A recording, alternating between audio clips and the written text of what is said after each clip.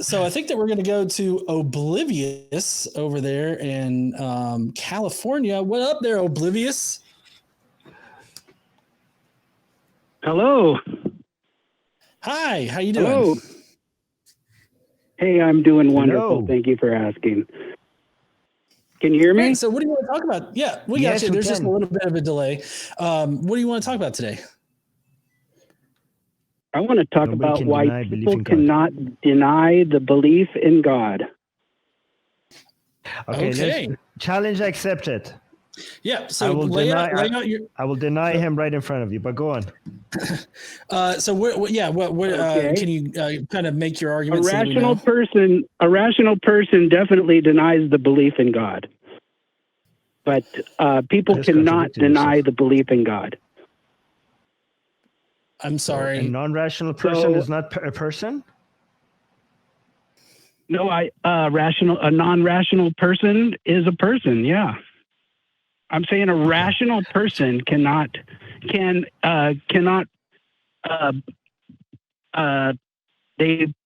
it's normal to deny the belief in God, a rational person. But all people cannot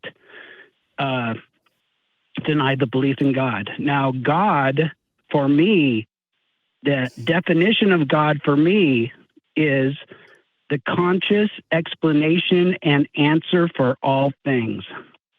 So whenever I say God, this is what I mean. I want to congratulate you. That's very good, because usually people don't define what they mean by God. So I appreciate you doing that. Okay. So that's very nice that you did that. But can you explain, John, did you, I think I'm a little bit confused about the claim here, though, even though I appreciate you defining God. Are you saying rational, nobody can deny the existence of God? And then you said rational people do or do, huh? Rational people do deny the existence of God in their conscious mind. Isn't that okay? What else can we do? Could you? No. So this is not an argument. These are statements, right? So can you actually make an argument? Yeah, it is. But I want to hear the argument for how I can't deny God or deny the belief in God. Okay. Like I guess I just don't understand your argument here. I don't even understand the claim, let alone the argument. First of all, I gave you my explanation, my definition of God. Now I say that no, I cannot explain, fathom, comprehend, or understand God. Okay, so a personal incredulity argument. It's basically God of the gaps. So God of the gaps is how you're going to argue for God's existence? So you don't know what you're talking about, basically. To understand God is an irrational thought, because nobody can understand the conscious explanation and answer for everything. Is this Jordan Peterson we're talking to? Like, wait, no, this is Oblivious. Oblivious. I got my name by walking on the Pacific Crest Trail and taking the wrong turn many times. That's how I got the name Oblivious. Okay. Oblivious, can you, first of all, so you define God and now you're saying you can't understand God, okay? But correct.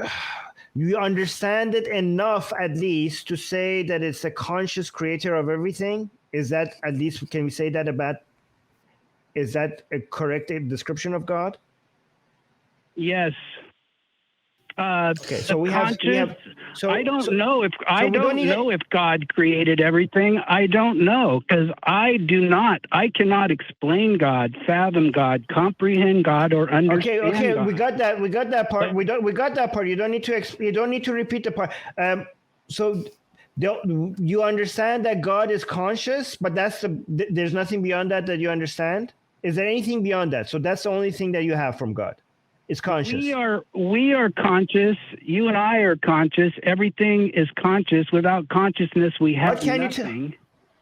I didn't. That's not my question. That is not at all my question. That is not my question. Can you tell me anything about God? Can you tell me anything about God? Sorry, Oblivious. I'm trying to stick to the point. Can I tell you anything about God? God is the conscious explanation and answer for all things. That's what I can tell you about God. What does that mean? So let me ask you this as a way of getting to some kind of coherent thought here. How does God explain rain? Let's start with something easy. How does he explain rain?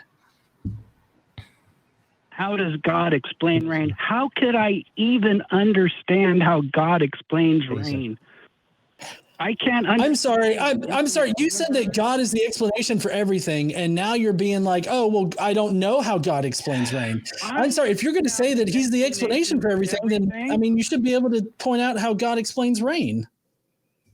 Can you tell us what that means when you Oblivious? Can you tell us when you say God is the conscious explanation for everything?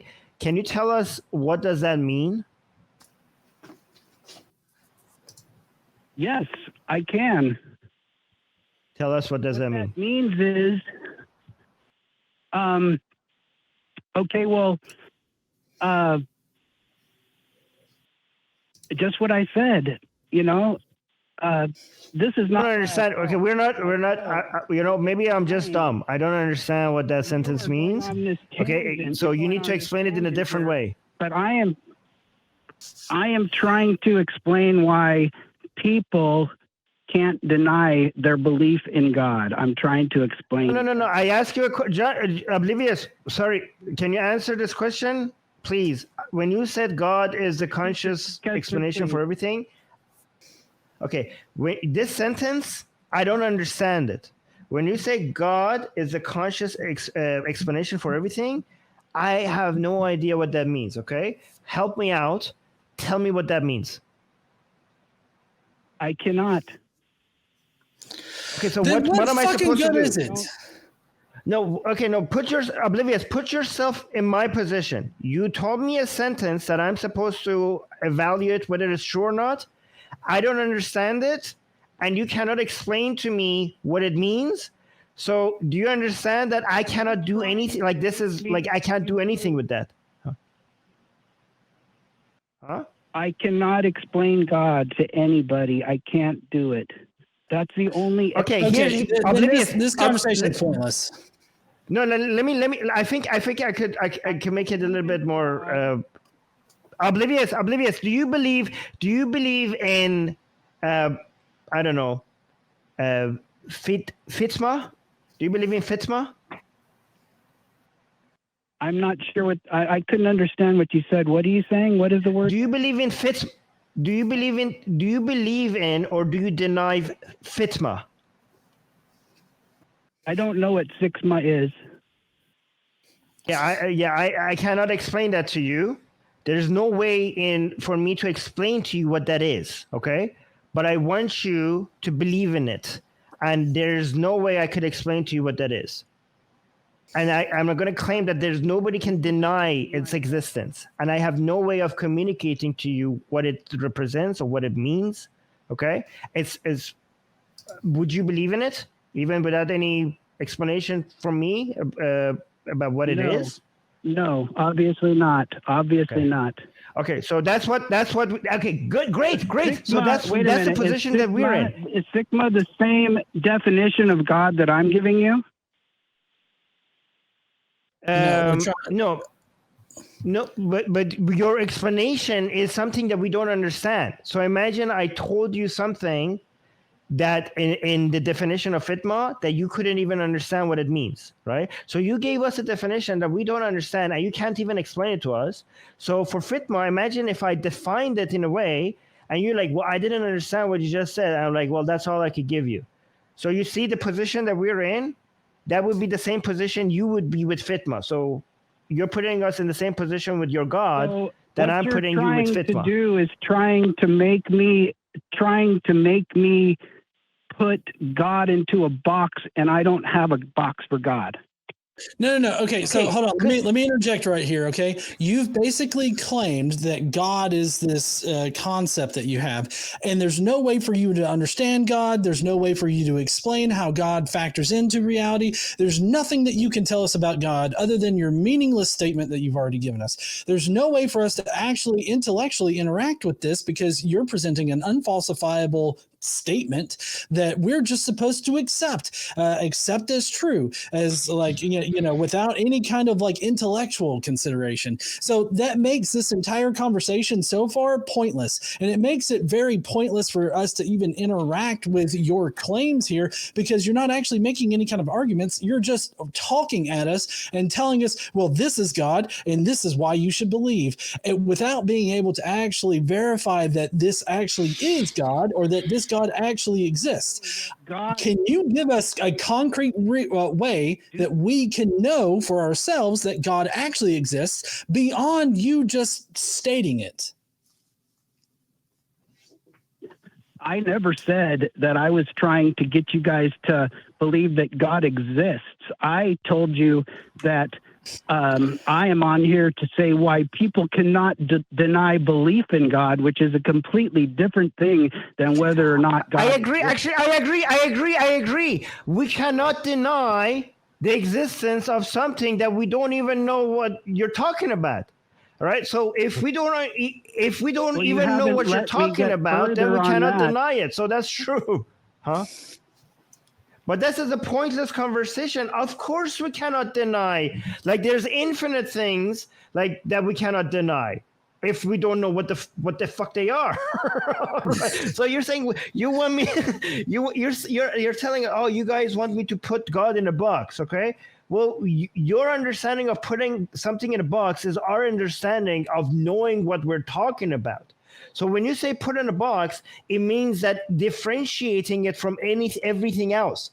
And if you don't differentiate what you're talking about from everything else, then we're technically talking about either nothing at all or everything.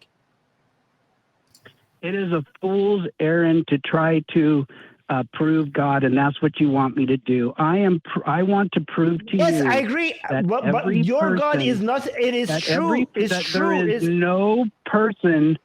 is no person that can deny belief in God. What does that mean? Jesus Christ. I don't know what that means, that nobody can deny the belief in God. Like, I have no idea how that actually practically relates to my life. Can you tell me how that's supposed to apply to my life, or how I'm supposed to apply this, like not being able to deny belief in God? What does that mean for me? I don't care if you apply it to your life. I don't care. Yeah. Why should I care if you apply it to your life? Well, you don't care, then you don't care. Then why are you calling?